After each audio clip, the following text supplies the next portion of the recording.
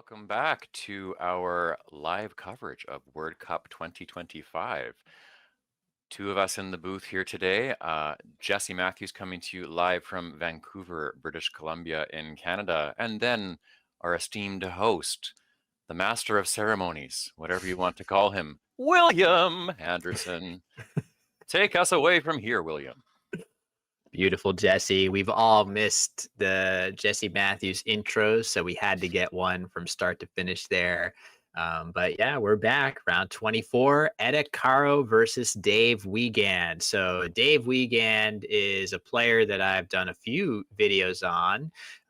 Eta Karo, though, extremely strong player from Nigeria, actually the defending champion of the Collins division at this event. There are so many good players that winning these divisions repeatedly is a very tall order. But if Eta goes on a win streak from here on out, maybe he's got a shot at it, given the fact that things are so knotted up at the top. Nobody is running away with this division. So despite the fact that he's 13-10, he's pretty close to the top. A winning streak could do it for him. So this is a pivotal game as he goes first. But for North American players, Jesse, Dr. Bing, Dave Wiegand needs little introduction. He is well known on the scene in North America. He has made the permanent cutover to Collins at this point, but he was playing NWL or its predecessor, any of the acronyms or abbreviations, or I don't even know at this point. There's been like NTCWL and CWL and who knows what. But anyways, Dave used to play that a lot beforehand. So between that and the switch over to Collins, anyone who's been a part of North American Scrabble in the last few decades is very familiar with Dave. Especially on the West Coast, just given how dominant Dave has been for a long time and near the top of the game. And probably, I don't know, we could have a whole discussion about this. Perhaps the best, if not one of the very best still playing to have not won a world championship, but that's probably a longer point of discussion. Yeah, that you hate to use that moniker for him or that title for him, but I think it might actually hold. He is a truly world-class player that just through random chance and tough breaks at the wrong time has just not managed to win a world championship yet. And the day that he does, and I think it is destined to happen at some point, nobody will be surprised. I think I said on a previous day broadcast that he had actually been in a finals before and gotten terrible tiles against Nigel, but I was actually misremembering, I should say. He was in one of the 8-player brackets or 4-player brackets. I can't remember which, and he was in a semifinal matchup with Nigel Richards and drew horrendous tiles to get knocked out. So he's come close a number of times. As I said, nobody will be surprised. Eta opening with our favorite yak variant, Zo, DZHO. I wonder if he spotted Zloty, the plural, ZLOTE, and whether he's choosing this for some kind of defensive purpose. Could have gotten 14 extra points for the Z there, Jesse. Yeah, I think perhaps just a bit trigger happy on that one because, at face value, yes, it does declutter and leave a pretty decent leave there, but I think you got to go for the points in this case and accept that the lead won't be quite as good. So probably just a bit too quick on the opening play there. Sorry, go ahead, Will. No, just looking at Dave's rack, it looks kind of nice. Like maybe sometimes you could imagine having a bingo for him, but I think the 2 R's and the Y combined with that O make it so he just doesn't quite have one. And you can see that Eta has potable, and now he has set up tabletop, both of which are valid in the Collins dictionary. So he is spoiled for choice, but only if the O remains open here. It does feel like there's a decent chance of that happening, Jesse, unless Dave plays something like Oi here. Maybe Dory is a more thematic play for Dave to undouble his R's. And if he chooses that, which makes total sense that he would, Eta's going to come back with that first bingo of the game. So this is a tough one here where the quote unquote best play might lead to an inferior outcome for Dave. Yeah. Just to answer a few questions from the chat, Potable is a Collins-only bingo that's on Eta's rack. Tabletop works in both the North American Lexica and also in Collins. So those are all choices that are available here. I see that zlote, the definition was asked about. That's one of the plural forms of zloty. It comes from Polish. It is a type of coin. Zlotych is the other plural for that one. My boyfriend is Czech in part, so the Eastern European languages and their many ways of pluralizing, I actually understand it a bit better now as I'm learning elementary Czech, and Polish is related with the way that it pluralizes as well. So that's the nature there. Zloty is the singular, I believe, in this case, and then zloty and zlotik are the two plurals. Any Polish Scrabble in the future for you, Jesse? I'm not sure about Polish. maybe Czech if I did. Oh There's yeah. Sorry, Czech. when speaking out the words, sometimes they sound very very similar, but they're not exactly the same. Got it. So Sorry, probably I meant Czech. Czech. I apologize. Yes, but that would be a treat to sort of pull your inner Nigel there and be able to play in another language at a high level. So A bit of work to do that's yet. yeah, as most of us could say. So yeah, Dave, seeing a Z and a bingo go down for Eta's first two plays and saying to himself, "Uh-oh, I guess I have some comeback to do here." He's got an X though, and I'm really curious about this decision for Dave because this feels like the logical spot for the X. Dave has two E's on his rack, and maybe you would normally look to play EX to keep a more balanced leave. But opening this top row is really scary, to say nothing about these overlaps right here with such a big scoring spot parallel to TE. I wonder whether just playing XI is a much safer variation, giving way less back. That's what Dave is going to do. I think I like this choice, Jesse. Yeah, I'm definitely a fan. Leaves lots of possibilities, scores well in the meantime. It's really the best of both worlds, I would say. Oh, we got a little bit of Polish going on here in the chat. Hello, Jack Overby. He is asking in Polish there how you are doing, and good day is right after that. It's very similar to how you would say it in Czech, so I can recognize that. That's nice. I see Victor Bakta is mentioning Polska mention. So there you go. We must have someone here from Poland or Polish. Welcome, welcome. Welcome to our Polish Scrabble audience. I'm not sure. Maybe I need to consider that that's a bigger part of my overall audience than I expected. So that's great to see. It is a very worldwide flavor, not only in our audience on the YouTube chat, and we thank everybody very much for stopping by, but also in English language. Scrabble as a whole has such a worldwide flavor, whether that's, because of the English language spreading to parts of the globe through whatever. We can talk about the geopolitics of that maybe being less savory or whatever, but it does feel awesome to go to these tournaments that have players from all around the globe. One of the main draws of playing Collins, in my opinion. Yeah, definitely one of my favorite things. Commentarying gigs when we had more of them as well. It was a nice chance to be able to get to know players between rounds when they would come to and from the table one. And yeah, the events in Johor Bahru and in Malaysia in general with Michael Tang, when that was happening, great chances to meet people from all over the world. I saw someone mentioning a previous commentary gig that I did there once upon a time with the well-loved Chris May. Yes, indeed. He was an incredible person. And I actually just heard from his wife Ksenia very recently. I was just checking in to see how they were doing. Ksenia went with their daughter Natasha on a vacation with the family, and we're hoping to get together when I have a layover for work in Australia soon. For those who don't know, I work for a major airline as a flight attendant, so that's part of why life is so busy and all that, but do get to check in outside of Scrabble with wonderful people from all over the world as well. So for those who are wondering, Natasha, that's Chris's daughter, and Ksenia, they're doing very, very well. Back to the board. Sorry, I went on a tangent there.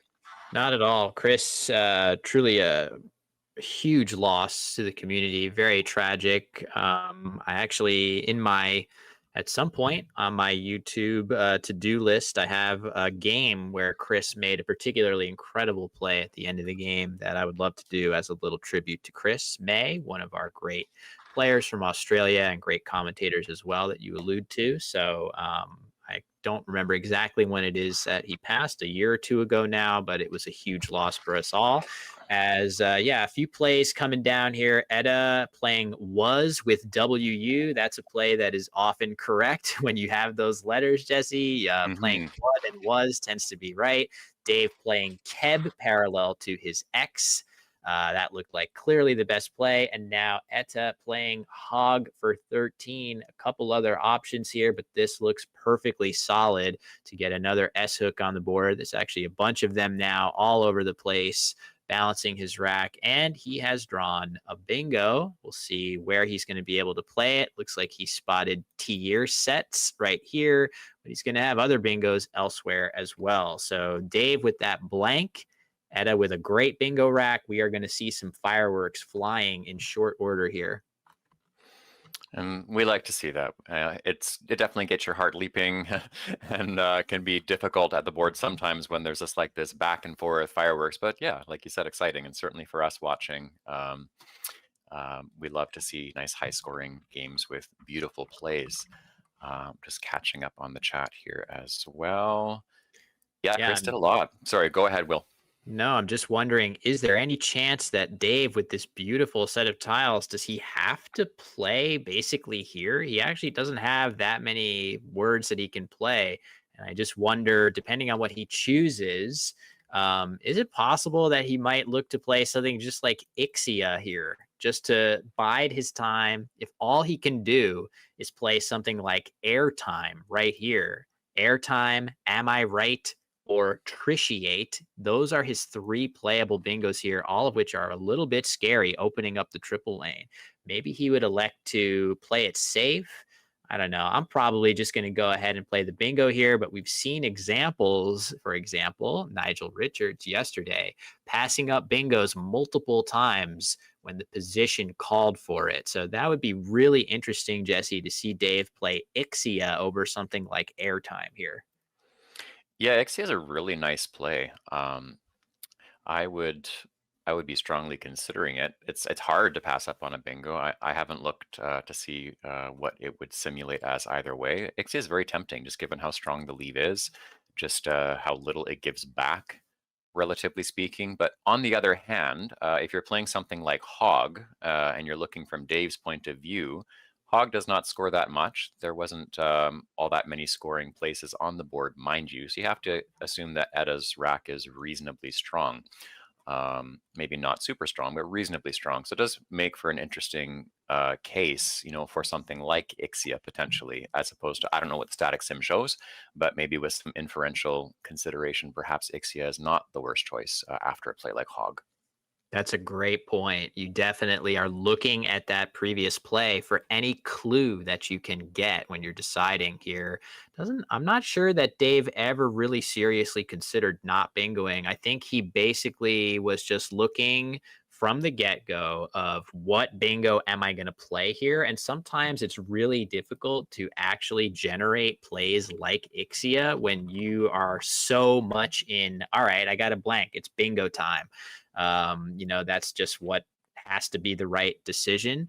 And this might have been the right decision, just to be clear. Airiest is definitely a better choice than Am I Right or Airtime. Placing the T in the triple lane, much more difficult to use the T productively than an E out in space. So maybe that makes Airiest a little bit better than Ixia. You are getting 40 plus extra points for that.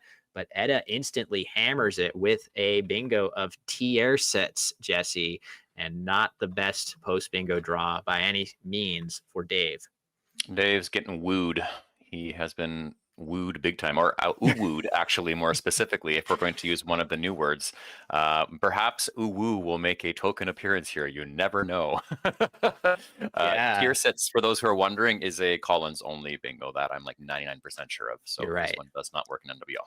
Yep, correct. So that is true. And but nevertheless, Etta playing it quickly and drawing pretty well. I have to say, those letters are going to become a bingo potentially through the E, maybe somewhere else that I'm not immediately seeing, but there are definitely 8-letter words, and Etta has spotted them as well. So while Dave struggles with yet another set of U's and W's, we're going to see Etta land another consecutive bingo here to continue his warpath up the scoreboard here. Is there any? Let's see. It looks like all 3 of his bingos through the E score 70 points. So he'll just have to think for a short moment about which he prefers positionally, Jesse. And he's going to take an even bigger lead. But oh man, the blank. Dave's drawn the second blank just in the nick of time. Oh, Juve.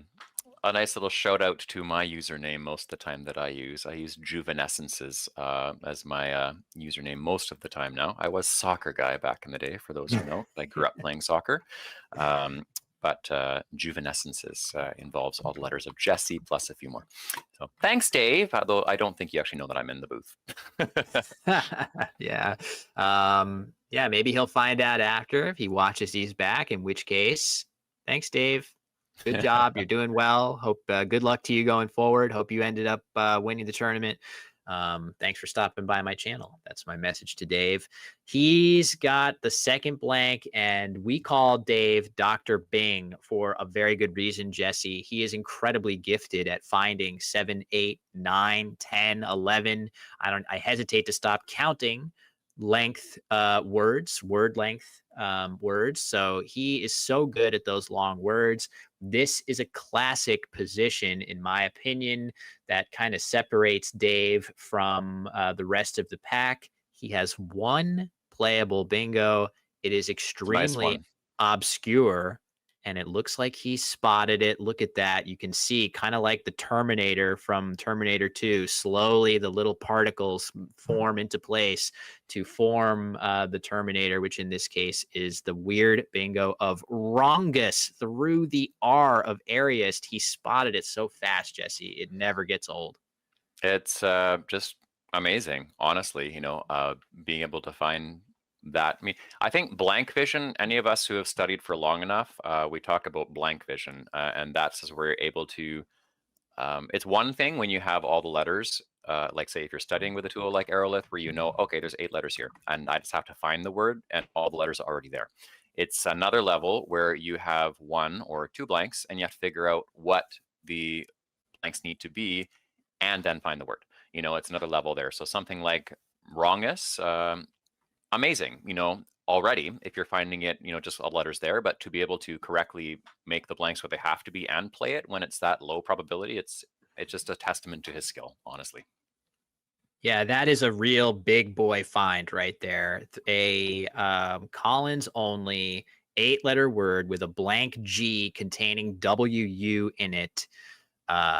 That's very, very impressive stuff by him, but nobody should be surprised at all, as he needed that very badly to keep pace in this game. Only bingo available. And now Etta with a bit of a tricky situation, because in general, a play like Defy right here would be very, very strong for Etta. 42 points, leaving the good leave of ERT, but leaving this S open, Jesse, just seems so crazy at this score. I fully expect him to maybe take a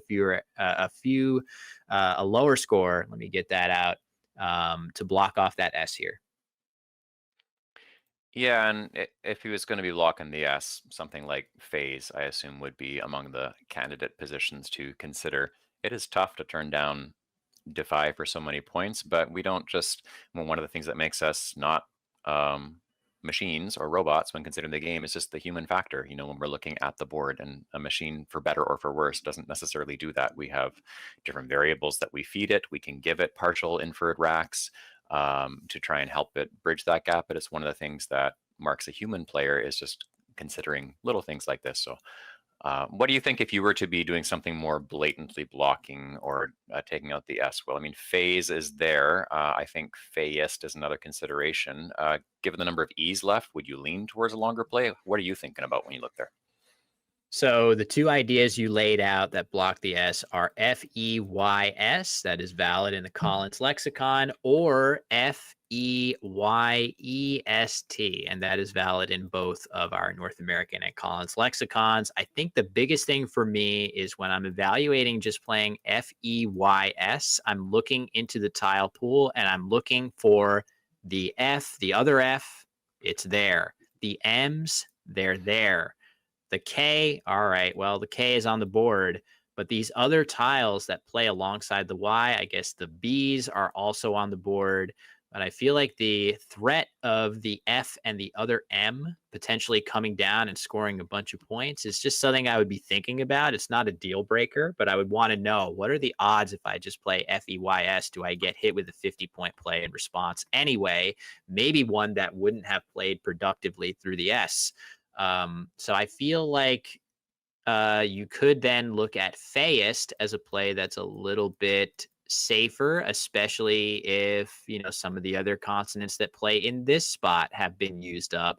Especially again, this T obstructs a lot of the plays going down. So that's sort of what I'd be thinking about. Then you got to factor in the fact that Phase scores 9 fewer points, but leaves a much better bingo leave. Now I'm looking around the board to see, does that actually help me? Maybe I feel good about the fact that FEYS leaves DE on my rack and sets me up to play something here for a really good score next turn. So, all that being said, that leaves me spending 3 or 4 minutes on this turn and probably making the wrong decision. It would be one of those things. We talk about people like to kibitz and do post-mortem after a game and all that. The way that Nigel post-mortems, if at all, is definitely markedly different. Just one of the natures of things is Nigel doesn't really do the sort of tracking for analysis purposes that we do, when we want to feed our games into various analytical engines after. The game's over for Nigel as soon as the game is over. So that just changes the way that he tracks everything as well. And at the end of the game, I don't think, maybe you've had a different experience, Will, but when I've talked to Nigel, it's maybe very briefly, if that, about the game. He doesn't really go into great detail, about it, unless you really prod him. But I don't know if your experience has been the same. It's definitely true. Yeah, we've seen it on stream too, where he's just decided, all right, my opponent's asked me one question about the game, so it is time to square the tiles and move on to the Yep. next game, essentially. I just want to point out that there is a potentially crazy sequence that could happen here. Dave, at this score, he could play Vamoose through this S, which he has set up on his rack right now. But I think positionally, he is really not going to love putting the V out in space here at a deficit. He needs to keep the board open. A great way for him to do that, really clever way for him to do that, would be a move using the new 3-letter word Avi, as in avatar. This is a great way to create a diversion that might keep this S open, or if Eta plays to the S, you've got a lifeline here through this A. If Dave spots this choice, he's going to get tripled on with Hetiras by Eta for a bazillion points. So this is a situation where I feel like if Dave makes his most realistic play here to try to keep things open, and there he has seen it, a move is going to be played right here, Jesse. I think that is a brilliant play by Dave. It is not going to work out for him in this specific instance.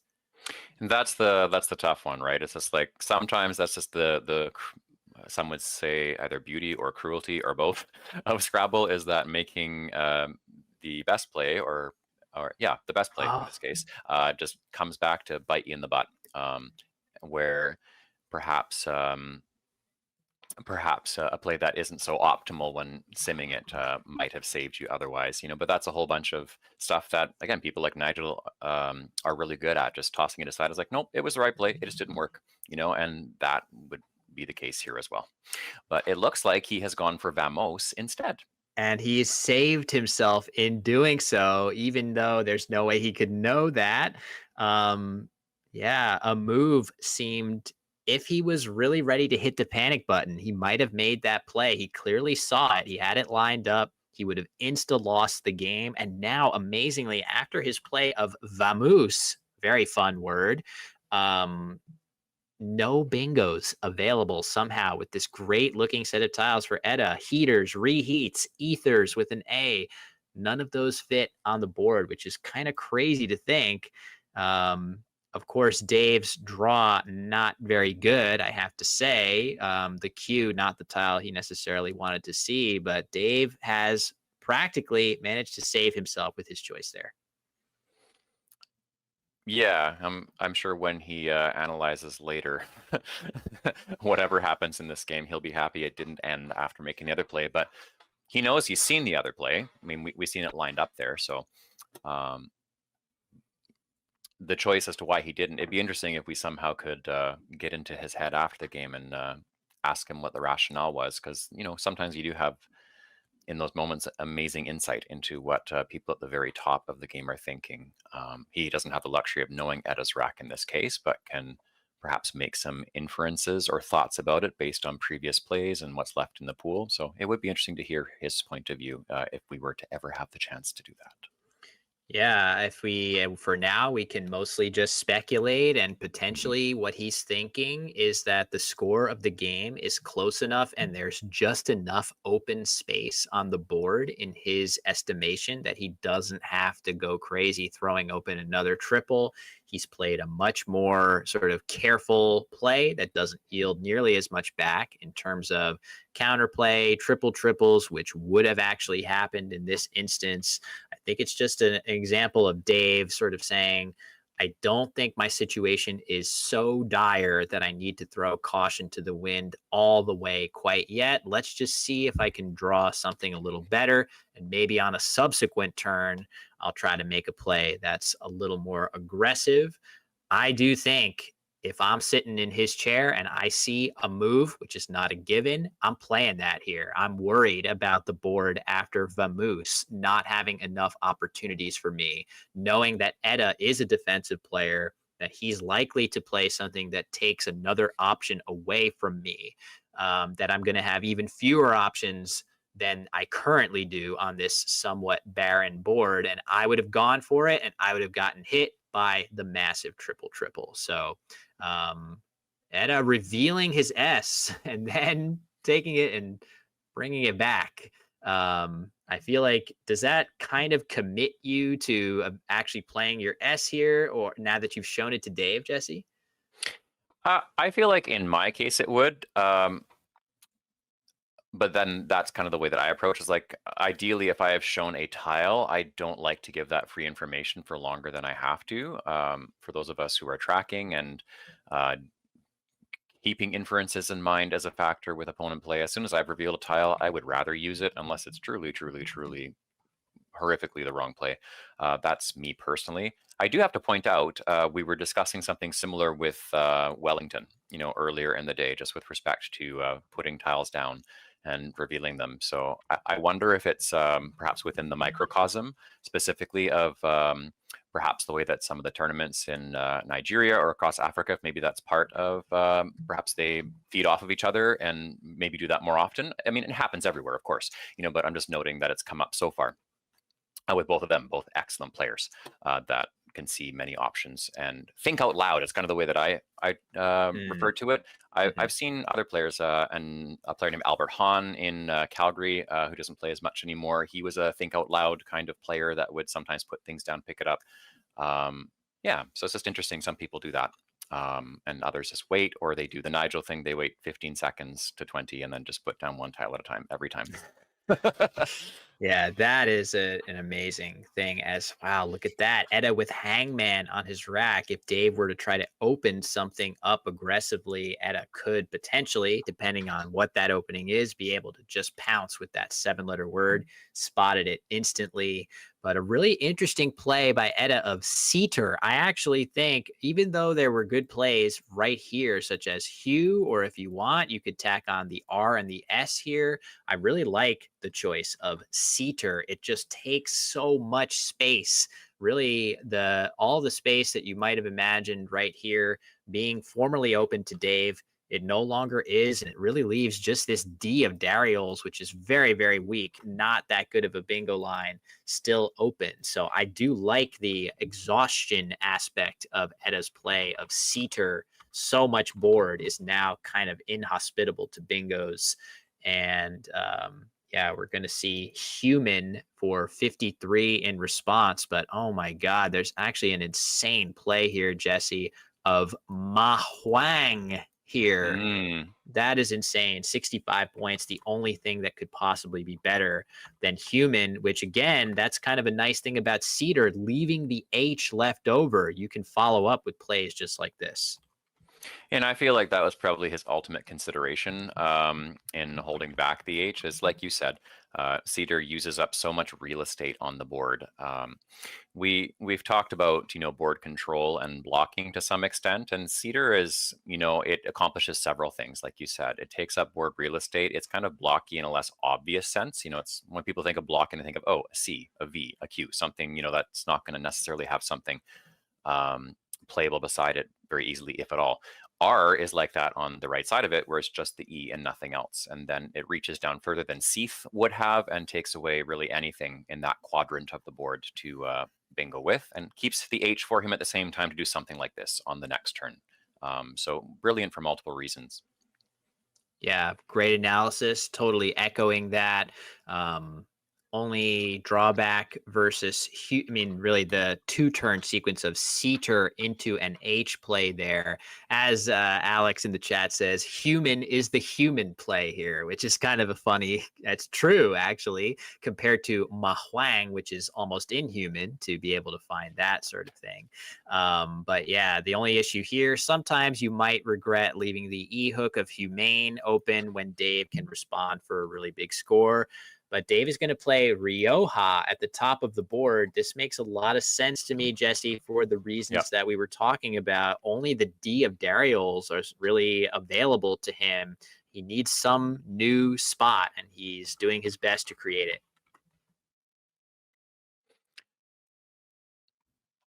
And at this point, if you're Eta, there's not really a straightforward way of shutting things down entirely. We can safely say, in the context of bingoing, that 2 of the quadrants are done.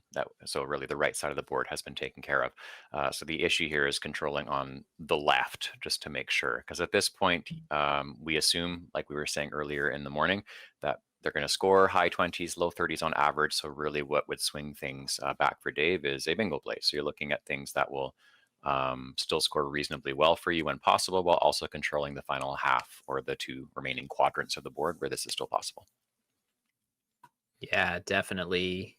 That is good analysis of the position. Got to note that Dave has drawn a bingo into the D of Dariels of finagled. So that's definitely something that could rear its head. I just wonder how often a bingo to the D of Dariels actually gets Dave the win. I wonder if, depending on how many tiles are in the bag, that's going to dictate what Dave elects to do, to either take his bingo, or is he going to go for the win by playing fewer tiles. It would be great if he had a way to, there's just not enough tiles in the bag, but if he could somehow play something with humane that put the F in this spot, like flag or something like that, right? You'd love to play this, not emptying the bag, and maybe trying to draw something through either the letters of Rioja or the D of Dariels, but it's Etta's turn. That's the only complicating factor. He gets a chance to block more of the board and leave fewer tiles in the bag. So unless Etta plays an invalid word, which is incredibly unlikely, although we saw a couple late game phonies in our first couple games on the stream, Jesse, that were very shocking. Chris Lipe playing bonily when pretty much any variant of bony or bonier would have won the game. Aww. And then also we saw, I believe, Josh Sokol playing Bune and getting away with it against Enoch Nawali. So it's not unheard of. We've seen it a couple times. Interesting. Yeah, Buna I know of, and then Unbi, of course, is the four with those letters. Right. The blending of two words. That's interesting. No, I hadn't heard about all the things I've been enjoying. It's a holiday long weekend in Canada, so I was outside enjoying the sunshine. Had not heard these things. Yeah. Anybody Uh, that's looked at my skin tone knows that I am not often outside enjoying the sunshine, but that's all good. Somebody's got to be in the crypt doing Scrabble content and avoiding vitamin D at all costs, and that is that is how I live my life. So, I cannot say that I avoid vitamin D in any way. fair enough. Yeah, see, that's well rebutted there. So, yeah, it's this. If for Etta, I think he's in very good shape here. He has to know that. It looks like well, first of all, it looks like he has laid his arm right in front of that camera. But just so you all know, this is the beauty of the telestrator. Oh no, I'll do it in alphabetical order. His tiles are ADGLNNE. Oh, come on. Right as I finished drawing. All right. Well, there you have it. So his tiles now visible again. So after doing some of his bookkeeping, he is going to be looking at what should very closely resemble this list of tiles right here. And I'm not sure what you can really glean from that, Jesse. I feel like there's stuff through the R, stuff through the D of Dariel's, and it's going to be tough to block both of those too. Yeah, and I think it's like you were saying before, as far as playing to the D, it's hard to see many, if any, scenarios where Dave can possibly win by bingoing from there, whereas in the right situation, something in the top left, maybe. So I think you just have to think about the points factor there, really, and then it makes it more of a controlled situation, where you choose what to limit or completely shut down, and accept that, hey, maybe you won't win by as much. Perhaps there's a higher chance of getting a bingo at the bottom, but knowing mathematically that that's what isn't going to win, that you're okay with perhaps not winning by as much. Because really the issue here, especially because it's so tight at the top, is yes, spread's going to help when you have a lot of people who are all clustered together. But at the end of the day, if you have a more secure win with fewer points, or you have a less secure win with greater spread, I don't know, I would prefer definitely just to get the win in the first place.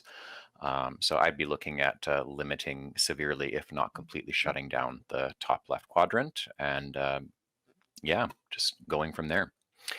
If I'm looking right now, I can see that he's looking at Lung above Rioja, and that really accomplishes that. Maybe an overlap on top of Lung were to be possible, for a decent score. But the issue here is not really that Dave might score, it's that he might score well with a bingo bonus. So I think Lung is a pretty sound option that basically takes care of the top left. And then if you're playing something like Finagle, I mean, Eda's not going to know that's what he has in his rack necessarily.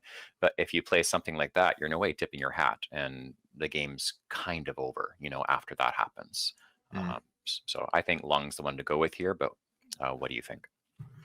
Well, Nug ends up being the play. I think for me, another big factor, and maybe this is pretty easy to dispense with if I'm Etta, is I just want to make sure I don't leave too many tiles in the bag that allows Dave to use this spot without emptying the bag. So the fact that he's used 3 tiles as opposed to 2, that's kind of the minimum criteria that I would like. I do feel you're suggesting that Lung would have Oh, gone I'm here? sorry. I looked at the O in the wrong spot. Someone's pointed out in the chat. Okay, got it. My lack of 2-letter word vision, apparently. Neath. We are the knights who say neath today, apparently. Well, you mentioned OT, but I feel Yeah. like that would be a close second, and I try to make that play in my head all the time. But yeah, anything that goes across there, I'm sure there was some other stuff that would have actually played, would have been very thematically appropriate. Dave is now trying to think, can I ever actually win the game after playing finagled here? I feel like the answer is probably no. And then then the question, I should say, becomes, then what? What do I do with that information? I guess what I'd be trying to do is play something in this area of the board that somehow opens, but that's just not possible thanks to the V of Vamoose. There's like no room over there. So you can look there all you want, but it feels like there's just no good way for Dave to open new space on the board. And that might sway me a little bit to just try and play Finagled now to cut the spread gap as best I can. Yeah, I think it's the spread consideration here because we were talking about on Eta's end about just taking the win in the first place, more likely just with a lower spread perhaps. And I think from Dave's perspective, you have to think of it the same way. That maybe you could potentially somehow find an optimal sequence that would win in a one in a bajillion, um, or whatever the actual number is, or just accept that it's quite unlikely in this case, and to minimize the loss of spread points, where it will be quite important with everyone clustered together with similar wins and losses to keep your edge in any way. When you have the same wins, the edge is of course spread. So yeah, he's decided to do that here. He's put down Finagled and accepting this is not going to be his game as far as the win goes, and just minimizing the loss. Yeah, I think it makes total sense. For those of us that do not like the point spread as a tiebreaker, you're probably saying, "Ah, come on, that's why not go for the win here?" But actually, the win was basically not possible to get, barring some kind of completely insane scenario. And because we do use that cumulative margin of victory as our primary tiebreaker, I do think Dave was 100% right in this instance to go in this direction.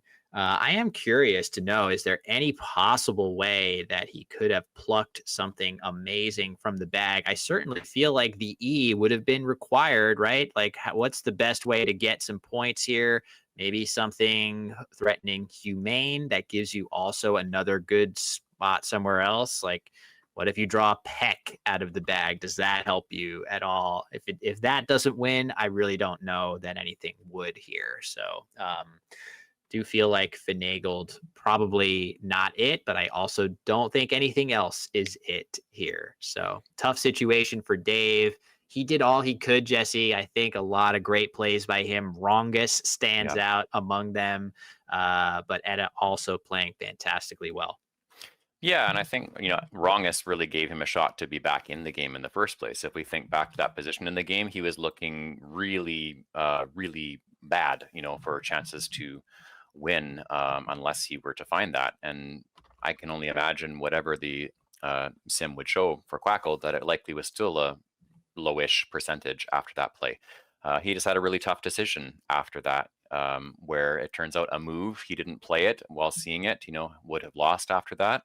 But that Vamoose, the play that he made, while it was also a good one, it did limit the board on that side severely. And I think Cedar's just a really nice play as well from Etta. Like when we think about his position there, like giving him lots of credit on his side as well. Some deep thinking to anticipate ways to keep on scoring and keep up his momentum over the next moves after that. We think about the spread right now, looking it's 15 points as far as the difference between them right now. And part of that is him keeping that H after Cedar and scoring really well with it on the very next turn. So yeah, some excellent play that we've seen on both sides of the board here with, yeah, some perhaps not traditional immediate decisions that were made that weren't by any means wrong, just different and just showing some excellent thought.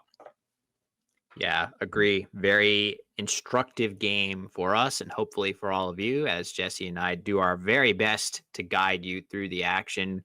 When two really good Scrabble players get together, I always feel like it's potentially a great learning experience. And that's part of the joy of this. But also, it's just fun to watch people play crazy words. So there's an educational component as well as an entertainment component. And Etta potentially, he was about to play Pick and Paya. He was thinking about Pale or Payal.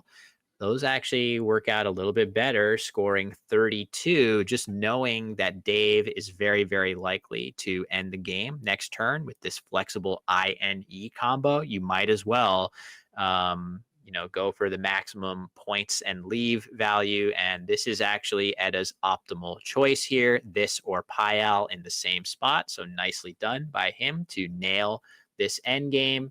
not a given unless your name starts with N and ends with Igel Richards. And yeah, so over to Dave in just a moment. Etta still has not hit his clock here, but when he does, it'll be up to Dave to find his best play. I'm guessing he's already spotted it. It would be NIE and Humane, Jesse. Well, I give him nearly 100% odds to nail that play as well. Yeah, and then I was just looking at the chat and just thinking, we were talking earlier in the day about just Scrabble getting you to say things that you wouldn't never normally say when you're calling out plays. I see Mystique Serenity was like, "Oh yeah, urine," you know. So saying that in any context, but looking at this Beautiful. board, that's Beautiful. just a great example right there. Yeah, I love urine. I love urine here. I love that you have urine here as well as other options. So there you go. You can please, I mean, my refrain when I was Twitch streaming more regularly is I would catch myself saying that, and then I would say, please don't clip that, which of course is an 100% guarantee that somebody is going to instantly clip that faster than I can imagine. So yeah, so all right, there we go. Dave finishes this one off and he gets pretty close. I have to say, if I'm Dave, I'm feeling like, well, I got hit with a whole bunch of bingos, tabletop, tier sets, Dariols, 3 in the first 6 turns. And I only lost by 17 points. I'll take that here. Minimal damage to his tiebreaker. Yeah, overall, really, really strong game. All really good games this morning, you know, where despite some swings back and forth, nothing was really decided until close to the end. Although perhaps this one, difficult today for him to recover around the halfway point, you know, with Wrongness giving him a chance, but still really hotly contested games for all of them this morning. Excellent play that we're seeing so far. I'm just going to see if I can get the standings list up to date. Maybe we'll cut to overhead, Mike, too. I'd be curious to see if they put together a move situation. Yeah.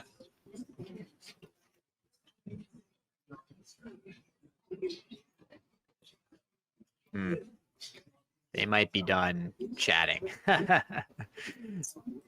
Let's give him a sec.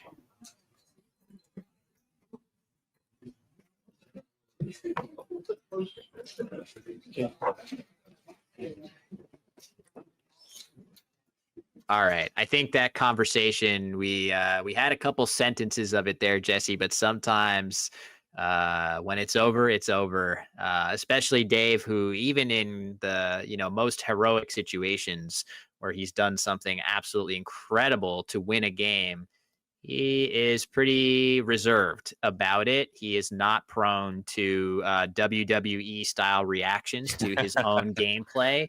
And, we see that from many of our top Scrabble players. There's not a ton of huge gesticulations or emoting going on.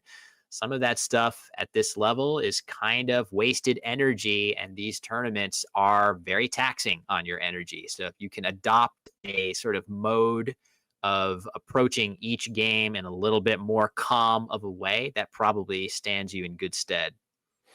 Yes, keeping that zen at all times. Speaking of words that are inconsistently pluralized, depending on your book. Yes, the zen attitude. And I think of a few players. I believe Marlon Hill is playing next week as well. One of those people who is definitely very expressive, animated. When you're at a tournament, it can be a treat to hear him talk about games sometimes mid-game while you're watching from the next board over. We have all sorts of characters in our community. Yeah, Marlon. I got a Marlon story, which is that he vowed prior to a game with me that he was going to try and swear off profanity. And in that game, I bingoed 3 straight times against him and then scored 70 points with my Z. And he shouted Jiminy Christmas at the top of his lungs. So he adhered to his promise, no profanity, I guess, unless you're from the 1800s or something like that, and a phrase of that nature would offend you. But yeah, still, I can't blame him. but I guess I'm not sure whether I should be proud or feel guilty as being the player to elicit that oath from Marlon Hill, Jesse. Yes, it has immortalized itself as well. There are still people who will casually say Jiminy Christmas, just knowing that particular story. There used to be a tournament we'd play in Jiminy Peak as well that he would often go to. So Mm, Jiminy Peak Christmas, there's been all sorts of like meme variations on that lovely little phrase in our community. Well, they've squared up. nice. I'm assuming this means that lunch break is coming up very soon. Lunch break is coming. So we're going to do the best we can right now to just give you a standings update. Not all of the standings are in. We've just seen Etta defeat Dave Wiegand. So Dave will not be in first place. Going into lunch break, it's going to be either Wellington Jigare or Josh Castellano. If he wins, will jump into first place. It could potentially be Alex Seaholm if he wins and Josh loses. Too much going on. Let me just explain it all by saying you'll have to tune in this afternoon for a standings update on what the heck is going on in Collins. But in the afternoon session, we will be returning to the WoW division. And Nigel Richards has lost his last two games. So he Oh, wow. was 20-1 going into the day. He's now 21-3. Wow, that is kind of shameful, Jesse. What a sad record. Indeed. How dare he ever lose? Completely unacceptable. What is his spread at 20-3 right now? 2079. So Nigel Oh, 21-3 plus 2000, his spread towering over everybody in the field. But now with 7 games in the tournament to go, Nigel is 3 games ahead of his closest challenger, John Shreve, at 18-6. So oh, as wow. long as Nigel is not many games ahead, we are still going to have interesting, meaningful games coming from Nigel Richards this afternoon. And that is plenty of reason to celebrate, Jesse. Yeah, and I think it makes things really interesting. We talk about Nigel-esque moves, where things that wouldn't necessarily sim near the top of the list can be made. Because when you have Nigel just enjoying the experience for what it is, we've talked about that already. If he's just looking to win the game or win the tournament, there are certain plays where you might lose the game, hypothetically speaking, but win the tournament. That might come up as you get further and further in with fewer and fewer rounds to play. So I know when I have the ability to watch like the rest of you this afternoon that I'll be looking to see some of those plays where maybe he's making a play that makes more sense in the bigger picture of winning the tournament. It's hard to say, but then if Nigel just enjoys each game as it is, he might not do that. So it's yeah, the man, the myth, the legend, not just William, the other man, the myth, the legend. That would be Nigel himself. Yeah, very exciting.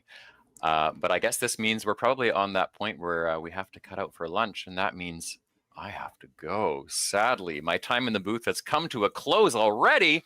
I know, very quick stint for you, Jesse, but a lot of great feedback. A lot of people loving that you were able to hop on with me today in the YouTube chat, even getting messages about it that people are very excited for you to be back in the booth and just love the energy you bring. So thank you very much, Jesse. It's been a treat to commentate 3 games with you.